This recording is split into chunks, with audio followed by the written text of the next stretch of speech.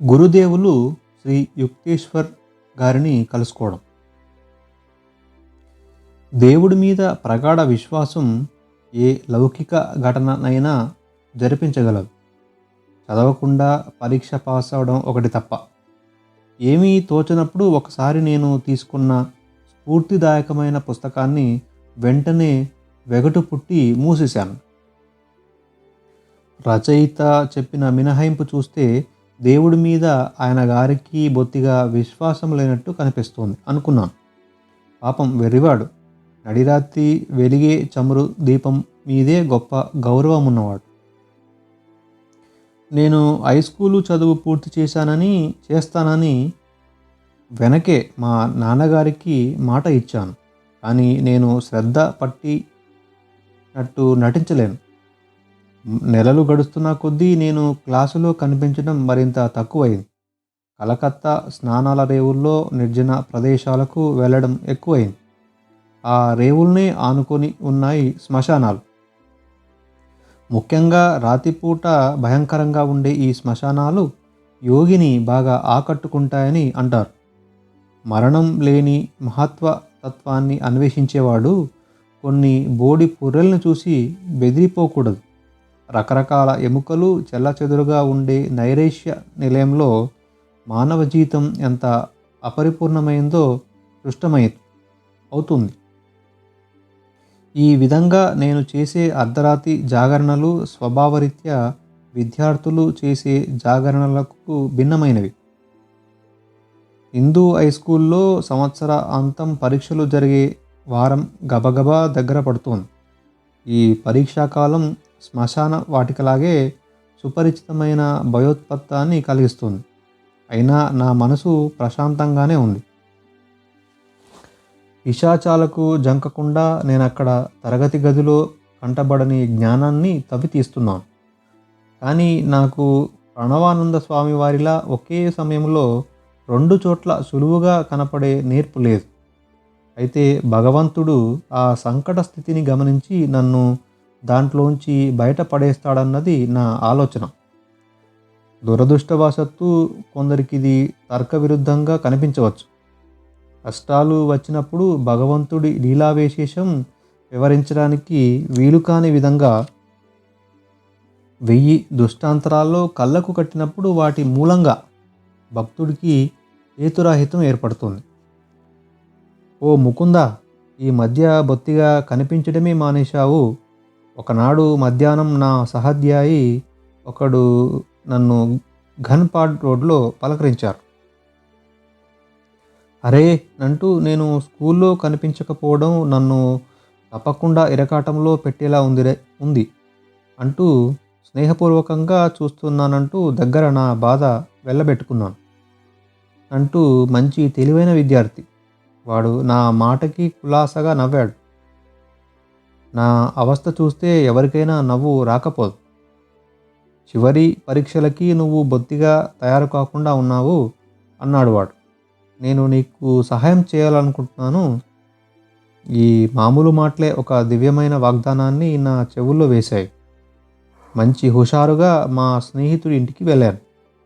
మాస్టర్లు పరీక్షల్లో ఇవ్వవచ్చునని తనకు కనిపించిన రకరకాల ప్రశ్నలకు సమాధానాలు వాడు నాకు స్థూలంగా చెప్పుకొచ్చాడు. ఈ ప్రశ్నలు ఆత్మవిశ్వాసంతో పరీక్షకి వెళ్ళే కుర్రాళ్ళని చాలామందిని పరీక్షల్లో బోల్తా కొట్టిస్తాయి. నా సమాధానాలు గుర్తుంచుకో, దెబ్బ తినకుండా బయటపడతావు నువ్వు. నేను అక్కడి నుంచి బయలుదేరేసరికి రాత్రి చాలా గడిచిపోయింది. అప్పటికప్పుడు పట్టించుకున్న పాండిత్యంతో పిటపిటలాడిపోతూ రాబోయే గడ్డు రోజుల్లో ఆ పాండిత్యం అలాగే నిలిచి ఉండాలని భక్తితో ప్రార్థన చేశాను అంటూ నా పరీక్షకున్న అనేక పాఠ్య విషయాలు నాకు బోధించాడు. కానీ ఆ తొందరలో టైము చాలకపోవడం వల్ల సంస్కృతం కోర్సు సంగతి మరిచిపోయాడు. ఈ పొరపాటును దేవుడికి భక్తిపూర్వకంగా గుర్తు చేశాను. మర్నాడు పొద్దున లయబద్ధంగా కదం తొక్కుతూ నడుస్తూ కొత్తగా గడిచిన జ్ఞానాన్ని వంట పట్టించుకుంటూ షికారుకు బయలుదేరాను. నేను అడ్డదారి పట్టి ఒక మూల ఒత్తుగా పెరిగిన గడ్డి మొక్కల్లో పడిపోతూ ఉండగా విడివిడిగా పడి ఉన్న కొన్ని అచ్చు కాగితాల మీద నా కళ్ళు పడ్డాయి. విజేతలా గబుక్కున ముందుకు దూకాను. సంస్కృత శ్లోకాలు నా చేతికి చిక్కాయి. వాటికి విడమరిచి అర్థాలు చెప్పించుకోవడానికి ఒక పండితుణ్ణి వెదికి పట్టుకున్నాను. ఆయన గంభీర స్వరం ఆ ప్రాచీన భాషకున్న అపరిమిత మాధుర్యంతో గాలిని నింపేసింది. అసాధారణమైన ఈ శ్లోకాలు నీ సంస్కృత పరీక్షకి పనికొచ్చే అవకాశం లేదు, ఆ పండితుడు అపనమ్మకంగా అన్నాడు. అయితే ఆ కవిత్వంతో ఏర్పడ్డ పరిచయమే ఆ మర్నాడు జరిగే సంస్కృత పరీక్షలో నేను పాస్ అవ్వడానికి సహాయపడింది. వివేచనాత్మకంగా నంటూ చేసిన సహాయం వల్ల నేను తక్కిన పాఠ్య విషయాల్లో కూడా అత్తేసరు మార్కులు తెచ్చుకొని పరీక్ష గట్టెక్కాను. ఇచ్చిన మాట నిలబెట్టుకొని నేను సెకండరీ స్కూల్ కోర్సు పూర్తి చేసినందుకు నాన్నగారు సంతోషించారు. అంటూ ఇంటికి వెళ్ళడం విషయంలోనూ, చెత్త కుప్ప పక్క నుంచి అలవాటు లేని దారిలో నడిచి వెళ్ళడం విషయంలోనూ నాకొక దారి చూపించినందుకు భగవంతుడికి కృతజ్ఞతలు చెప్పుకున్నాను. నన్ను ఆదుకోవడానికి సమయోచితంగా తాను చేసిన పథకాన్ని ఆయన సరదాగా 2 రకాలుగా వ్యక్తం చేశాడు. పరీక్ష హాళ్లలో దేవుడి ప్రాముఖ్యాన్ని నిరూపించిన రచయిత గారి పుస్తకం వెనక నేను చదవకుండా విడిచిపెట్టేసినది మళ్ళీ నా కంటపడింది. నిశ్శబ్దంగా నాలో నేను చేసుకున్న వాఖ్యానానికి ముసిముసి నవ్వి ఆపుకోలేకపోయాను. పీనుగల మధ్య కూర్చొని దైవ ప్రార్థన చేయడం హైస్కూలు డిప్లొమా సంపాదించడానికి అడ్డదారి అని కనుక నేనీయనకు చెప్పవలసి వస్తే ఈయన గారి మనసులో గందరగోళం ఇంకా పెరిగిపోయేది. నా కొత్త ఘనత కారణంగా ఇప్పుడు ఇంట్లోంచి వెళ్ళిపోవడానికి బాహటంగానే పథకం వేస్తున్నాను. జితేంద్ర మజుందార్ అనే నా స్నేహితుడితో కలిసి వెళ్ళి కాశీలో ఉన్న శ్రీ భారత్ ధర్మ మహామండల్ వాళ్ళ ఆశ్రమంలోకి చేరి ఆధ్యాత్మికమైన శిక్షణ పొందాలని నిశ్చయించుకున్నాను. మా కుటుంబంతో ఎడబాటు వస్తుందన్న ఆలోచనతో ఒకనాడు నేను బెంగపడిపోయాను. అమ్మ పోయిన తర్వాత ఇంట్లో వాళ్ళ మీద, ముఖ్యంగా మా తమ్ముళ్ళు సనందుడి మీద, విష్ణు మీద, మా చివరి చెల్లెలు తాము మీద నా ఆప్యాయత గాఢంగా పెరిగింది. వెంటనే నా ఏకాంత స్థలానికి పరుగెత్తాను. వడిదుడుకులతో కూడిన నా ఆధ్యాత్మిక సాధనలోని అనేక దృశ్యాలకు ఆ అటకే ప్రత్యక్ష సాక్షి. 2 గంటల సేపు నా కన్నీరు వదలై పారిన తర్వాత అన్నింటినీ ప్రక్షాళనం చేసే ఒకానొక ఆజ్ఞాత శక్తి వల్ల నాలో ఓ విలక్షణమైన పరివర్తన వచ్చినట్టు అనిపించింది. అనుబంధాలన్నీ అదృశ్యమైపోయాయి. స్నేహతులం అందరినీ మించిన స్నేహితుడైన భగవంతుణ్ణి అన్వేషించాలన్న నిర్ణయం బాగా బలపడింది. చివరిసారిగా ఒక కోరిక కోరుతున్నాను. నన్ను నీ కోసం తప్పించి అన్నదమ్ముల్ని, అక్క చెల్లెల్ని విడిచిపెట్టి వెళ్ళకు. నాన్నగారి దీవెన కోసం నేను ఆయన ఎదుట నించునేసరికి ఆయన దిగులు పడి ఇలా అన్నారు. నాన్నగారు, మీ మీద నాకెంత ప్రేమ ఉందో ఎలా చెప్పగలను, కానీ ఈ భూమి మీద నాకు పరిపూర్ణులైన తండ్రిని ప్రసాదించిన జగత్ ఉత్పత్తి మీదున్న ప్రేమ ఇంకా ఎక్కువైనది. ఇంతకంటే ఎక్కువ దివ్యమైన జ్ఞానం పొంది ఎప్పుడో ఒకనాడు మళ్ళీ తిరిగి రావడానికి నన్నిప్పుడు వెళ్ళనీయండి. నాన్నగారు అనిష్టంగా ఇచ్చిన అనుమతితో అప్పటికే కాశీలో ఆశ్రమంలో ఉన్న జితేంద్రుని కలుసుకోవడానికి బయలుదేరాను. నేను వెళ్ళగానే ఆశ్రమ అధిపతి అయిన స్వాములవారు దయానందులు నన్ను సాధారణంగా పలకరించారు. ఆయన పడుచు ప్రాయంలోనే ఉన్నవారు. పొడుగ్గా, సన్నగా, ఆలోచన పరులుగా కనిపించే ఆ స్వామివారి మీద నాకు సదాభిప్రాయం కలిగింది. అందమైన ఆయన ముఖంలో బుద్ధుడిలో ఉన్న మాదిరి ప్రశాంతత ఉండేది. ఈ కొత్త నివాసంలో ఒక అటక ఉన్నందుకు నేను సంతోషించాను. ఉదయం, సంధ్యావేళ, పొద్దుటిపూట అక్కడ గడపడానికి వీలు కల్పించుకున్నాను. ధ్యాన సాధన గురించి ఏమీ తెలియని ఆ ఆశ్రమవాసులు నాకున్న సమయమంతా ఆశ్రమ నిర్వహణ నిధులు నిర్వర్తించడానికే వినియోగించాలని అనేవారు. మధ్యాహ్నం పూట నేను వాళ్ళ ఆఫీసులో చేసే పనికి మెచ్చుకునేవారు. దేవుణ్ణి అంత తొందరగా పట్టుకోవడానికి ప్రయత్నించకు. ఒకనాడు పొద్దున నేను అటక మీదకి వెళ్తూ ఉండగా నా వెంట వచ్చిన ఆశ్రమ సహవాసి చేసిన పరిహాసం ఇది. నేను దయానంద గారి దగ్గరికి వెళ్ళాను. గంగా నది వైపు ఉన్న తమ చిన్న గదిలో ఏదో పనిలో మునిగి ఉన్నారాయన. స్వామీజీ, ఇక్కడ నేను చేయవలసింది ఏమిటో నాకు తెలియకుండా ఉంది. దేవుడి ప్రత్యక్ష దర్శనం కావాలని ఆకాంక్షిస్తున్నాను. ఆయన లేనిదే సంస్థ సభ్యత్వంతో కానీ, మత విశ్వాసంతో కానీ, సత్కర్యాలతో కానీ నాకు తృప్తి కలగదు. కాషాయ వస్త్రధారి అయిన ఆ స్వాములవారు ఆప్యాయంగా నా వెన్ను తట్టారు. ఉత్తుత్తి కోపం నటిస్తూ పక్కనున్న శిష్యుల్ని కొందరిని మందలించారు.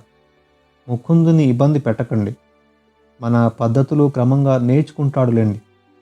నేను మర్యాదగా నా సంశయాన్ని మరుగుపరిచాను. విద్యార్థులు గదిలోంచి వెళ్ళిపోయారు.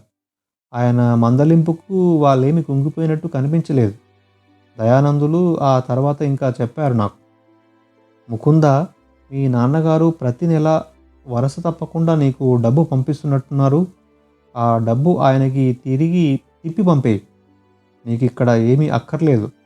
ఇంకా నీ క్రమశిక్షణ కోసం రెండో సూచన, అది నీ భోజనం గురించి. నీకు ఆకలి వేస్తున్నప్పుడు కూడా ఆ సంగతి చెప్పకు. నా కంట్లో ఆకలి మిలమిలలాడుతుందేమో నాకైతే తెలియదు.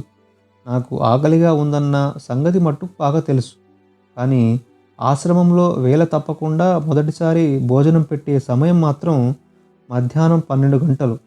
మా ఇంట్లో అయితే 9 గంటల వేళకి సుష్టుగా పలహారం చేయడం నాకు అలవాటు. ప్రతిరోజు ఈ 3 గంటల వ్యవధి మాత్రం మరింత దుర్భరమవుతోంది. కలకత్తాలో అయితే ఒక 10 నిమిషాల ఆలస్యానికి నేను వంటవాన్ని తిట్టేసేవాడిని. ఇప్పుడు ఆ రోజులు గతించాయి. ఇక ఆకలిని అదుపులో పెట్టడానికి ప్రయత్నించాను. 24 గంటల ఉపవాసం పూర్తి చేశాను. మర్నాడు మధ్యాహ్నం ఎప్పుడవుతుందా అని రెట్టింపు ఉత్సాహంతో ఎదురు చూస్తున్నాను. దయానందుల బండి ఆలస్యంగా వస్తుంది. ఆయన వచ్చేదాకా మనమెవరం భోంచేయం. జితేంద్ర ఘోరమైన ఈ వార్త తెచ్చాడు. 2 వారాల పాటు ఊళ్ళో లేని స్వాముల వారికి స్వాగత సూచకంగా రుచికరమైన వంటకాలెన్నో సిద్ధంగా ఉన్నాయి. ఆకలి పుట్టించే వాసన ఆశ్రమమంతటా నిండి ఉంది. వేరే ఏమీ దొరకనప్పుడు నిన్నటి రోజున ఉపవాసమున్నానన్న గర్వం తప్ప మరేముంటుంది మింగడానికి. దేవుడా, బండి తొందరగా రప్పించు. దయానందులు నా నోరు కట్టేయడానికి విధించిన నియమంతో దివ్య ప్రదాత అయిన భగవంతుడికి ఏమీ ప్రమేయం లేదని అనుకున్నాను. భగవంతుడి దృష్టి మరో చోట ఉంది. కుంటుకుంటూ నడుస్తున్న గొడగడియారం గంటలు గడిపేసింది. మా స్వాములవారు గుమ్మంలో అడుగుపెట్టే వేళకి చీకటి పడుతోంది. నేను పట్టాలని సంతోషంతో ఆయనకి స్వాగతం చెప్పాను. దయానందులు ముందు స్నానం చేసి ధ్యానం చేసుకుంటారు. ఆ తర్వాతే మనం వడ్డన చేసేది. జితేంద్రుడు అపశకున పక్షిలా మళ్ళీ నా దగ్గరికి తయారయ్యాడు. నేను దాదాపు స్పృహ తప్పిపోయే స్థితిలో ఉన్నాను. ఖాళీగా ఉండడం కొత్తైనా నా చిన్నారి కడుపు ఆవురావురమంటూ టోకాయిస్తోంది. నేను చూసిన క్షమ బాధితుల చిత్రాలు నా ముందు పిశాచుల్లా అల్లాడిపోతున్నాయి. కాశీలో మరుసటి ఆకలి చావు ఈ క్షణంలోనే ఈ ఆశ్రమంలో సంభవించబోతోంది అనుకున్నాను. ఆ ప్రమాదం 9 గంటల వేళకి తప్పిపోయింది. అమృత తుల్యమైన తీయని పిలుపు నా జీవితంలోని పరిపూర్ణ గడియల్లో ఒకటిగా ఆ రాత్రి భోజనం నా జ్ఞాపకాల్లో నేటికి చాలా స్పష్టంగా నిలిచి ఉంది. నేను భోజనంలో ఎంత గాఢంగా మునిగిపోయినప్పటికీ దయానందులు పరధ్యానంగా భోంచేస్తున్నారన్న సంగతి గమనించలేకపోలేదు. నేను కోరే మాదిరి భౌతిక సుఖాలకు ఆయన అతీతులైనట్టున్నారు. స్వామీజీ, మీకు ఆకలి వేయలేదా? నేను సుష్టుగా భోంచేసినందుకు సంతోషపడుతూ పఠన మందిరంలో ఆయనతో పాటు ఒంటరిగా ఉన్నాను. వేసింది అన్నారు. గత 4 రోజులు తిండి తీర్థం లేకుండా గడిపాను. రైలు ప్రయాణంలోనే నేనెన్నడూ తినను. ఐహిక వాంఛలతో కూడిన ప్రజల నుంచి వెలువడే విభిన్న స్పందనలతో నిండి ఉంటాయి రైళ్లు. మా బోటి సన్యాసులకు విధించిన శాస్త్ర నియమాల్ని నేను తూచా తప్పకుండా పాటిస్తాను. వ్యవస్థాపరమైన పనికి సంబంధించిన సమస్యలు కొన్ని నా మనసులో ఉన్నాయి. అంచేత ఈ రాత్రి భోజనం మీద మనసు పెట్టలేదు. తొందరేముంది, రేపు గుర్తు పెట్టుకొని సరిగ్గా భోంచేస్తాలే అంటూ ఉల్లాసంగా నవ్వారాయన. ఉక్కిరి బిక్కిరి చేస్తున్నట్లుగా నాలో లజ్జ వ్యాపించింది. కానీ గడిచిన రోజంతా నేను అనుభవించిన హింస అంత సులువుగా మరిచిపోలేకపోయాను. నేను మరో ప్రశ్న అడగడానికి పూనుకున్నాను. స్వామీజీ, మీ ఆదేశం నాకు గందరగోళం కలిగిస్తోంది. అన్నం పెట్టమని నేను ఎన్నడూ అడగననుకోండి, నాకెవరు ఏం పెట్టారనుకోండి, నేను ఆకలితో మాడి చావాల్సిందే. అయితే చావు. ఈ భయంకరమైన సలహా గాలిని చీల్చుకుంటూ వినవచ్చింది. చావవలసి ఉంటే చావు ముకుందా. దైవబలం వల్లనే కానీ తిండి బలం వల్ల బతుకుతామని ఎన్నడూ నమ్మకు. పుష్టినిచ్చే పదార్థాలన్నీ సృష్టించినవాడు ఆయన. ఆకలి పుట్టించినవాడు ఆయన. తన భక్తుడి పాలన పోషణ ఆయన తప్పకుండా చూసుకుంటాడు. అన్నం నిన్ను బతికిస్తోందని కానీ, డబ్బు పోషిస్తోందని కానీ, మనుషులు పోషిస్తున్నారని కానీ అనుకోకు. ఆ ప్రభువు నీ ఊపిరి కాస్త లాగేస్తే అవేమన్నా నీకు సహాయపడతాయా? అవి కేవలం ఆయన ఉపకరణలు మాత్రమే. నీ కడుపులో ఆహారం జీర్ణమవుతున్నది ఏదో నీ నేర్పు వలన. నీ నీ విచక్షణ ఖడ్గాన్ని ఉపయోగించు ముకుందా. ఉపకరణ బంధాల్ని ఛేదించి ఒకే ఒక కారణమైన భగవంతుణ్ణి దర్శించు. నిశితమైన ఆయన మాటలు నాలో మూలుగు లోతులోకి దూసుకుపోవడం గమనించాను. దైహిక అవసరాలు ఆత్మను పరాజితం చేస్తాయన్న పాతకాలపు భ్రమ పటాపంచలైంది. పరమాత్మ సర్వసమృద్ధిని అక్కడే చవి చూశాను. వారణాసి ఆశ్రమంలో నేర్చుకున్న ఈ గుణపాఠం ఉపయోగాన్ని రుజువు చేసే సందర్భం అనంతయాత్రగా సాగిన నా అనంతర జీవితంలో ఎన్ని అపరిచిత నగరాల్లో వచ్చిందో. కలకత్తా నుంచి వచ్చేటప్పుడు నాతో వచ్చిన ఒకే ఒక విలువైన వస్తువు మా అమ్మ దగ్గర నుంచి నాకు సంక్రమించిన వెండి రక్షకరేకు. నా చిన్నప్పుడు మా అమ్మకి ఒక సాధువు ఇచ్చింది. కొన్నేళ్లుగా దాన్ని నేను కాపాడుకుంటూ ఇప్పుడు ఆశ్రమంలో నా గదిలో జాగ్రత్తగా దాచిపెట్టాను. ఒకనాడు పొద్దున నేను రక్షక రేకును మళ్ళీ ఒకసారి చూసుకుని ఆనందిద్దామని తాళం వేసిన పెట్టి తెరిచాను. సీలు వేసిన కవరును ఎవరు తాకనైనా తాకలేదు, కానీ రక్షక రేకు మాయమైపోయింది.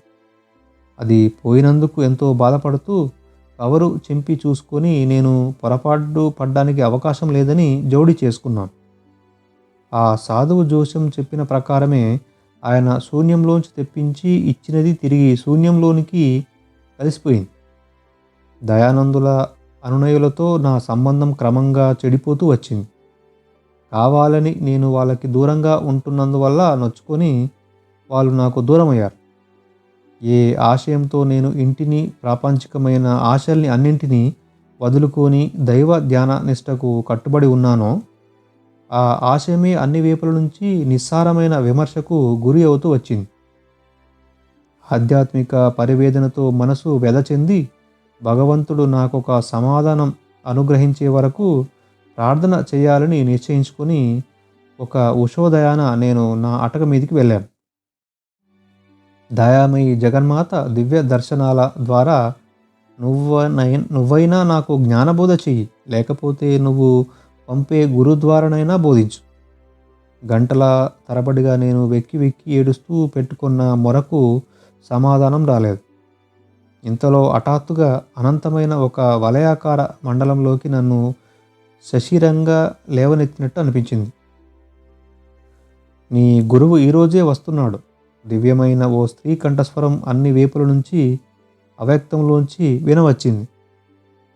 ఇంతలో ఒక నిర్దిష్ట ప్రదేశం నుంచి కేక వినిపించడంతో నా అతీంద్రియ అనుభూతి పటాపంచలైంది. వంటింట్లోంచి ఆబు అనే మారుపేరు గల యువ పురోహితుడు పిలుస్తున్నాడు నన్ను. ముకుందా, ఇంకా ధ్యానం చాలు, నువ్వు పని మీద వెళ్ళాలి. మరో వాడైతే నేను అసహనంగా జవాబు ఇచ్చి ఉండేవాణ్ణి. ఇప్పుడు మాత్రం కన్నీళ్లతో ఉబ్బిన మొహం తుడుచుకొని అనుకువగా అతని మాట మన్నించాను. అబుతో కలిసి ఎక్కడో దూరంగా బెంగాలీ బస్తీలో ఉన్న బజారుకు బయలుదేరాను. బజారులో మేము సరుకులు కొనడం పూర్తి అయ్యేసరికి సూర్యుడింకా నడినెత్తికి రాలేదు.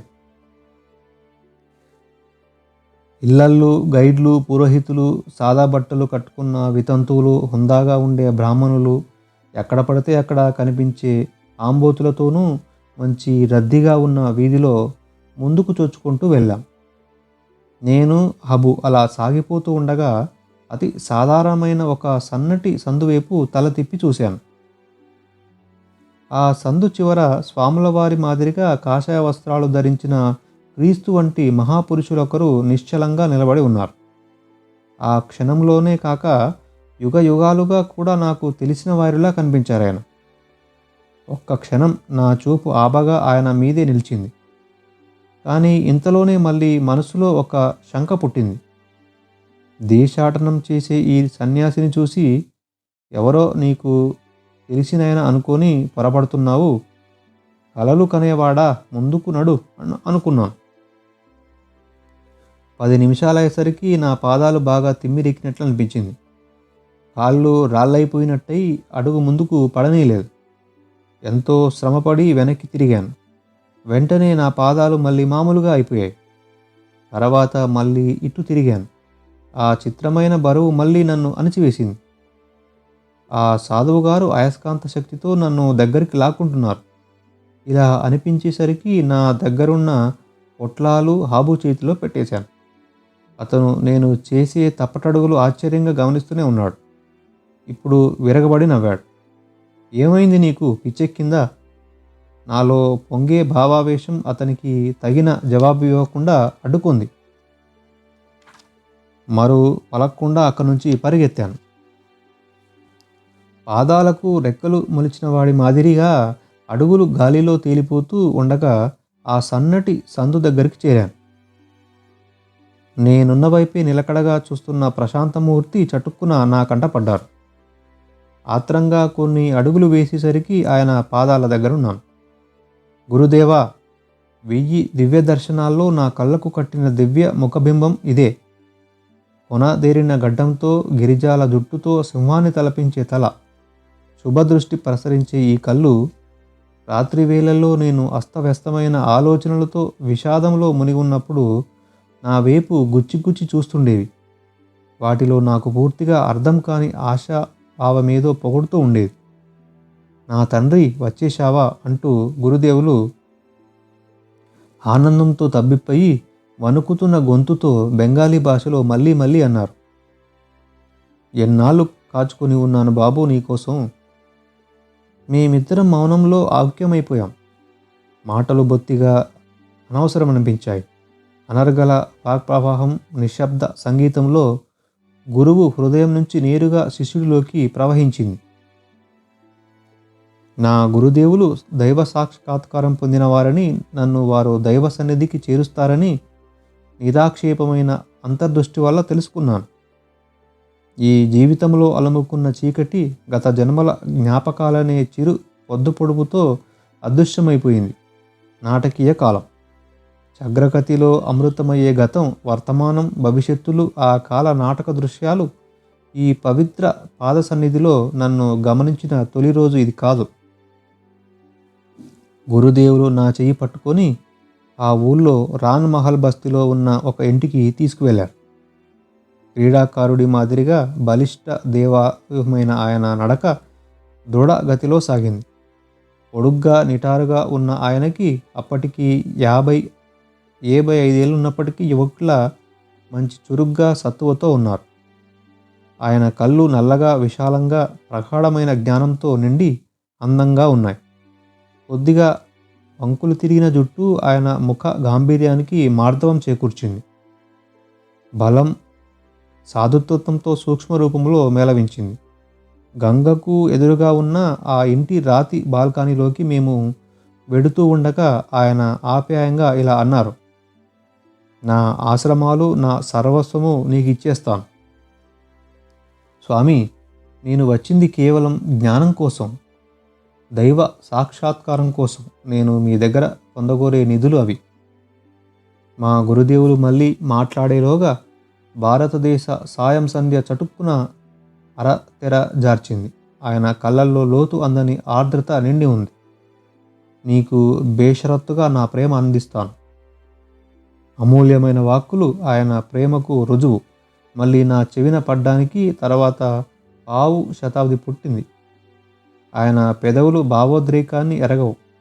మహాసముద్రం లాంటి ఆయన హృదయానికి ఒప్పినది మౌనమే. నువ్వు కూడా అలాగే బేషరతుగా నాకు ప్రేమ అందిస్తావా? శిశు సహజమైన నమ్మకం నింపుకున్న కళ్ళతో ఆయన నాకేసి చూశారు. గురుదేవా, మిమ్మల్ని అనంతకాలం శాశ్వతంగా ప్రేమిస్తాను. కోరికల్లోకెల్లా తృప్తుల్లోక గుప్తంగా వేలు పారిన మామూలు ప్రేమ స్వార్థంతో కూడుకున్నది. కానీ దివ్య ప్రేమ షరతులు లేనిది, ఎల్లలు లేనిది, మార్పు లేనిది, స్థిరపరిచే లక్షణం కల విశుద్ధ ప్రేమ స్పర్శతో మానవ హృదయం చాంచల్యం మటుమాయమైపోతుంది. నమ్రతతో ఆయన ఇంకా ఇలా అన్నారు. నేనెప్పుడైనా దైవ సాక్షాత్కారం స్థితి నుంచి దిగజారుతున్నట్టుగా కనుక నీకు కనిపిస్తే నువ్వు నా తల ఒళ్ళో పెట్టుకొని మనమిద్దరం కొలిచే విశ్వ ప్రేమామయుడైన భగవంతుడి సన్నిధికి మళ్ళీ నన్ను తీసుకువస్తానని మాటవు. చీకటి ముసురుతుండగా ఆయన లేచి నన్ను లోపలి గదిలోకి తీసుకువెళ్ళారు. మేమిద్దరం మామిడి పళ్ళు బాదం మిఠాయి తింటూ ఉండగా నా స్వభావం తమకు బాగా సన్నిహితంగా తెలుసునన్న సంగతి ఆయన మా సంభాషణ క్రమంలో అలవోకగా తెలియజేశారు. సహజమైన నమ్రతతో అద్భుతంగా మేళవించిన ఆయన జ్ఞాన సంపత్తికి విస్మృతుని అయ్యాను. నీ రక్షకరేకు కోసం విచారించకు, దాని అవసరం తీరిపోయింది. గురుదేవులు దివ్య దర్శనం దర్పణం మాదిరిగా నా యావత్ జీవిత ప్రతిబింబాన్ని ఆకట్టుకున్నారు. గురుదేవ, ప్రత్యక్ష వాస్తవమైన మీ సన్నిధి ఇచ్చే ఆనందం ఏ సంకేతం ఇస్తుంది? ఆశ్రమంలో నువ్వు సుఖంగా లేవు కాబట్టి అక్కడి నుంచి మారిపోవలసిన సమయం వచ్చింది. అంతవరకు నా జీవితానికి సంబంధించిన సంగతులేవి నేను ఆయన దగ్గర ప్రస్తావించలేదు. ఇప్పుడవి అనావశ్యకాలనిపించాయి. ఆయన సహజమైన సరళ వైఖరిని బట్టి తమ దివ్య దృష్టికి నేను ఆశ్చర్యం వెలుబుచ్చాలని ఆయన కోరడం లేదని గ్రహించాను. నువ్వు తిరిగి కలకత్తా వెళ్ళాలి. నీ సర్వమానవ ప్రేమ పరిధిలోంచి చుట్టాలెందుకు మినహాయించడం? ఆయన సూచనకు నాకు దిగులు కలిగింది. మా వాళ్ళు నన్ను తిరిగి రమ్మంటూ ఉత్తరాల్లో అనేకసార్లు వెల్లడించిన కోరికను నేను మన్నించనప్పటికీ నేను తిరిగి వస్తాననే వాళ్ళు జోస్యం పలుకుతూ వచ్చారు. పిల్లపక్షిని ఆది భౌతిక ఆకాశంలో విహరించనియండి అని వ్యాఖ్యానించాడు ఒకసారి అనంతన్నయ్య. ఆ దట్టమైన వాతావరణంలో వాడి రెక్కలు అలసిపోతాయి. మళ్ళీ ఇంటివైపు దిగివచ్చి రెక్కలు ముడుచుకొని అనుకువగా ఇంటి పట్టున విశ్రాంతి తీసుకోవడం చూడకపోము. నన్ను నిరుత్సాహపరిచే ఈ ఉపమానం ఇంకా నా మనసులో ఉన్నందువల్ల ఏమైనా సరే కలకత్తా వైపు పోనేకూడదని నిర్ధారణ చేసుకున్నాను. స్వామి, నేను ఇంటికి మాత్రం తిరిగి వెళ్ళనండి, కానీ మీ వెంట ఎక్కడికైనా సరే వస్తాను. మీ పేరు చిరునామా ఇవ్వండి. స్వామి శ్రీ యుక్తేశ్వర్గిరి నా ముఖ్యమైన ఆశ్రమం శ్రీ రాంపూర్లో రాయ్గఢ్ సందులో ఉంది. మా అమ్మని చూసి కొన్నాళ్ళు ఇక్కడుండి వెళ్దామని వచ్చాను. దేవుడు తన భక్తులతో ఆడే ఆట ఎంత చిత్రంగా ఉంటుందోనని ఆశ్చర్యపోయాను. శ్రీరాంపూర్ కలకత్తాకి 12 మైళ్ళ దూరంలో ఉంది. కానీ ఆ ప్రాంతంలో ఎక్కడా మా గురువుగారు నాకు అవుపడలేదు. మేము కలుసుకోవడానికి లాహిరి మహాశయుల జ్ఞాపకాలతో పావనమైన ప్రాచీన కాశీ వారణాసి నగరానికి ప్రయాణం కట్టవలసి వచ్చింది. బుద్ధుడు, శంకరాచార్యులు తదితర యోగేశ్వరుల పాదస్పర్శతో పవిత్రమైంది ఈ నేల. నువ్వు 4 వారాల్లో నా దగ్గరికి వస్తావు. మొట్టమొదటిసారిగా శ్రీ యుక్తేశ్వర్ గారి కంఠస్వరం కఠినంగా వినిపించింది. నీ మీద నాకున్న అనంతమైన ఆప్యాయతను గురించి నీకు ఇప్పుడు చెప్పాను కనుక నిన్ను చూసినందుకు నా సంతోషం కనబరిచాను కనుక నా కోరికను నువ్వు తిరస్కరించవచ్చు అనుకుంటున్నావు. మళ్ళీసారి మనం కలుసుకున్నప్పుడు నువ్వే నాకు తిరిగి ఆసక్తి కలిగించవలసి ఉంటుంది. నిన్నంత సులువుగా శిష్యుడిగా చేర్చుకోను. నా కఠిన శిక్షణకు విధేయుడై పూర్తిగా తలవగ్గాలి. నేను మొండిపట్టు మీద మౌనంగా ఉన్నాను. గురుదేవులు నా కష్టాన్ని తొందరగానే కనిపెట్టారు. మీ చుట్టాలు నిన్ను చూసి నవ్వుతారంటావా? నేను తిరిగి వెళ్ళను, నువ్వు 30 రోజుల్లో తిరిగి వెడతావు, ఎన్నడూ జరగదు. మా వివాదంలో బింకం సడలకుండానే నేను ఆయన పాదాలకు భక్తి పురస్కారంగా ప్రణామం చేసి అక్కడి నుంచి వెళ్ళిపోయాను. అర్ధరాత్రి చీకట్లో ఆశ్రమం వైపు నడిచి వెళ్తూ అలౌకిక ఘటనగా జరిగిన ఈ సమాగమం ఇలా విరసంగా ఎందుకు ముగిసిందా అని వితర్కించుకున్నాను. మాయ అనే తక్కడు సిబ్బులు రెండు ప్రతి సంతోషాన్ని ఒక దుఃఖంతో సమానం చేసి చూస్తాయి. పరివర్తన కారకాలైన గురుదేవుల చేతివేళ్లకు నా కిషోర హృదయం ఇంకా మెదుపు కాలేదు. మర్నాడు పొద్దున ఆశ్రమవాసుల్లో నా మీద ఎడసరభావం మరింత పెరగడం గమనించాను. వాళ్ళు క్రమం తప్పని మరుటు ప్రవర్తనతో నా రోజులన్నీ కంటకప్రాయం చేశారు. 3 వారాలు గడిచాయి. బొంబాయిలో జరిగే ఒక సమావేశం నిమిత్తం దయానందులు ఆశ్రమం విడిచి వెళ్ళారు. నా నిస్సహాయ జీవితం నరకమైపోయింది. అంతా నా మీద విరుచుకుపడ్డారు. ముకుందుడు పరాన్న బుక్కు ఆశ్రమంలో పడి తింటాడు, కానీ దానికి తగినంత పని చేయడు. ఈ వ్యాఖ్యానం చాటు నుంచి విని నా డబ్బు నాన్నగారికి తిప్పి పంపేయమన్న సలహా పాటించినందుకు మొట్టమొదటిసారి విచారించాను. గుండె బరువెక్కిపోవడంతో నాకున్న ఒకే ఒక స్నేహితుడు జితేంద్ర దగ్గరికి వెళ్ళాను. నేను వెళ్ళిపోతున్నాను. దయానందులు తిరిగి వచ్చిన తర్వాత ఆయనకి నా క్షమాపణలు తెలియచేయి. నేను వచ్చేస్తాను.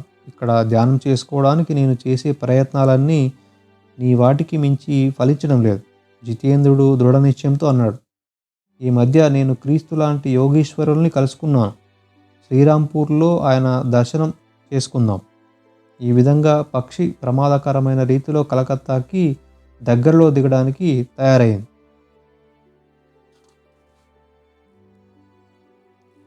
సంస్కృతం అంటే మెరుగుదిద్దినది, సంపూర్ణమైనది అని అర్థం. ఇండో యూరోపియన్ భాషలన్నింటికీ సంస్కృతం పెద్దక్క. దీని అక్షరలిపిని దేవనాగరి అంటారు. అంటే దేవతా నిలయం అని వాచ్యార్థం. ప్రాచీన భారతదేశపు భాషా శాస్త్రవేత్త పాణిని గణిత శాస్త్రీయంగానూ మనోవిజ్ఞానికంగానూ సంస్కృతానికి ఉన్న పరిపూర్ణతను ప్రశంసిస్తూ, నా వ్యాకరణం తెలిసినవాడు దేవుణ్ణి తెలుసుకుంటాడు అన్నాడు. నిజానికి భాషోత్పత్తి క్రమానికి మూలం కనుక్కునేవాడు చివరికి సర్వజ్ఞుడవుతాడు. సమయం వచ్చేసరికి పులుల మీద రోత పుట్టిన జతిన్ ఘోష్గా అతను కాగలడతను. ప్రేమించే బంధువులతో పాటు మనకు వరాలన్నీ ప్రసాదించే ఆ మాటకు వస్తే, ఈ జీవితాన్ని ప్రసాదించిన దేవుణ్ణి అన్వేషించడానికి భక్తుడికి సంసార బంధం, అవరోధ బంధం కలిగించినట్లయితే అటువంటి అనుబంధం మాయ అని హిందువుల చరిత్ర పవిత్ర గ్రంథాలు ఉద్బోధిస్తున్నాయి. యేసుక్రీస్తు కూడా అలాగే చెప్పాడు.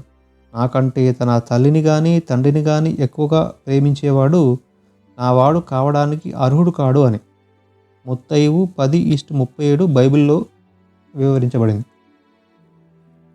స్థూలంగా శాస్త్రాలుగా చెప్పే పవిత్ర గ్రంథాలు 4 రకాలుగా ఉన్నాయి. శృతి, స్మృతి, పురాణ, తంత్ర గ్రంథాలు. ధార్మిక, సాంఘిక జీవితానికి సంబంధించిన అన్ని అంశాలను గురించి, ఇంకా చట్టం, వైద్యం, వాస్తు, లలిత కళలు వగైరా అనేక రంగాలకు సంబంధించిన విషయాలు ఈ సమగ్ర గ్రంథాల్లో ఉన్నాయి. వీటిలో శృతులు నేరుగా నిలబడ్డవి లేదా స్వయం ప్రకటితమైనవి. అవే వేదాలు. జ్ఞప్తిలో ఉంచుకున్న విషయాలనైన స్మృతులను కాలాంతరంలో ప్రపంచంలోకెల్లా అతిపెద్ద మహావాక్యాలైన ఎపిక్ పోయమ్స్, రామాయణం, మహాభారతాలుగా రాశారు. అష్టాదశ సంఖ్యలో ఉన్న పురాణాలు వాస్తవానికి ప్రతీకాత్మక కథలు. తంత్రం అనే మాటకు వ్యాచారార్థం కర్మకాండ అని. ఈ తాంత్రిక గ్రంథాలు విస్తృతమైన ప్రతీకల ద్వారా గంభీరమైన సత్యాన్ని తెలియజేస్తాయి. భారతదేశపు దార్శనికుల అందరిలోకి గొప్పవారైన శంకరాచార్యుల వారు శంకరులు గోవిందాయతి శిష్యులు. గోవిందాయతి గౌడ పాదుల వారి శిష్యులు. గౌడ పాదాచార్యుల మాండూక్య కారికకు శంకరులు రాసిన వ్యాఖ్యానం సుప్రసిద్ధమైనది. తిరుగులేని తర్కంతోనూ రమ్యమైన ప్రసన్న శైలిలోనూ శంకరులు వేదాంత తత్వాన్ని ఖచ్చితంగా అద్వైత రెండు కానటువంటి ఏక ఈశ్వర తత్వం పరంగా వ్యాఖ్యానించారు. ఈ మహా అద్వైతి భక్తిపారమైన స్తోత్రాలు కూడా రచించారు. అమ్మవారికి వీరు చెప్పిన దేవ పరాధ్య క్షమాపణ స్తోత్రంలో మకుటం ఇలా ఉంటుంది: కుపుత్రో జయేత క్వచిదపి కుమాత నా భవతి. దుర్మార్గులైన కొడుకులు ఎందరో ఉన్నప్పటికీ దుర్మార్గులైన తల్లి ఎక్కడ ఉండదు అని. శంకరుల శిష్యుడైన సునందుడు బ్రహ్మ సూత్రాలకు వేదాంత తత్వం భాష్యం రాశాడు. దాని రాత ప్రతి అగ్నికి ఆహుతి అయిపోతే దాన్ని ఒక్కసారి తిలకించిన శంకరులు దాంట్లో ఉన్న ప్రతి మాట తిరిగి శిష్యుడికి అప్పచెప్పారు. పంచపాదిక అన్న పేర ప్రసిద్ధమైన ఈ గ్రంథాన్ని ఈనాటికి పండితులు అధ్యయనం చేస్తూ ఉంటారు. సనందుడనే ఈ శిష్యుడికి మరో కొత్త పేరు రావడానికి చక్కటి సంఘటన ఒకటి జరిగింది. ఒకనాడు ఏటి ఒడ్డున కూర్చుని ఉన్న సనందుడికి అవతలి ఒడ్డు నుంచి శంకరులు తనను పిలుస్తూ ఉండడం వినిపించింది. వెంటనే అతను నీళ్ళలోకి దిగిపోయాడు. అతని విశ్వాసానికి పాదాలకు కూడా ఊతగా శంకరులు తమ సంకల్ప బలంతో చుళ్ళు తిరిగే ఆ ఏటిలో తామర పువ్వుల బారు ఒకటి సృష్టించారు. అతను వాటి మీద నడుచుకుంటూ వెళ్ళి అవతలి ఒడ్డుకు చేరాడు. అప్పటి నుంచి ఆ శిష్యుడికి పద్మపాదుడనే పేరు వచ్చింది. పంచపాదికలో పద్మపాదుడు తన గురువుదేవులకు భక్తి ప్రవృత్తులతో బహుదా జోహార్లు అర్పించాడు. శంకరులే స్వయంగా చక్కగా ఇలా రాశారు: సద్గురును పోల్చదగినది ఈ మూడు లోకాల్లోనూ మరొకటి లేదు. పరుసవేది అన్నది నిజంగా ఉందనే అనుకున్నప్పటికీ అది ఇనుమును బంగారంగా మార్చగలిగేదే కానీ మరో పరుసవేదిగా మార్చలేదు. కానీ పరమ పూజ్యనీయుడైన గురువు అలా కాకుండా తన పాదాల్ని ఆశ్రయించిన శిష్యుణ్ణి తనంతటి వాణ్ణి చేస్తాడు. అంచేత సద్గురువు సాటి లేనివాడే కాదు, లోక అతీతుడు, మహాభక్తుడు, జ్ఞాని, కర్మిష్టి. ఈ మూడు వ్యక్తిత్వాల అరుదైన సమూహరమే అది. శంకరుల వ్యక్తిత్వం కేవలం 32 సంవత్సరాలు మాత్రమే జీవించినప్పటికీ జీవితంలో చాలా భాగం భారతదేశంలో అన్ని భాగాల్లో దుష్కర పర్యటనలు చేస్తూ తన అద్వైత సిద్ధాంతాన్ని వ్యాప్తి చేయడంలోనే గడిపారాయన. పాదాచారి అయిన ఆ యువ సన్యాసి పెదవుల నుండి జాలువారే స్వాంతనకరమైన జ్ఞాన ప్రవాహాన్ని స్వీకరించడానికి వేలాది శ్రోతలు ఆత్రంగా గుమిగూడేవారు. ఆదిశంకరుల సంస్కరణాయుతమైన ఉత్సాహంలో ప్రాచీన సన్యాస మఠజ్ఞాన్ని పునర్వ్యవస్థీకరించడం కూడా ఉంది. దక్షిణాన శృంగేరిలోను, తూర్పున పూరిలోను, పశ్చిమాన ద్వారకాలోను, ఉత్తరాన బద్రీలోను 4 చోట్ల 4 మఠాలను నెలకొల్పారు. ఆ మహా అద్వైతి స్థాపించిన ఆ 4 మఠాల్ని రాజుల మొదలు సామాన్య జనుల వరకు ఎందరో భూవిరాళాలు ఇచ్చారు. సంస్కృత, వ్యాకరణం, తర్కం, వేదాంతం అక్కడ చేరిన విద్యార్థులకు ఉచితంగా బోధిస్తారు. దేశం 4 చెగుల 4 మఠాలు పెట్టడంలో ఆదిశంకరుల దేహం ఈ విశాల భారతావనిలో ధార్మిక జాతీయ ఐక్యత వృద్ధి చెందడం.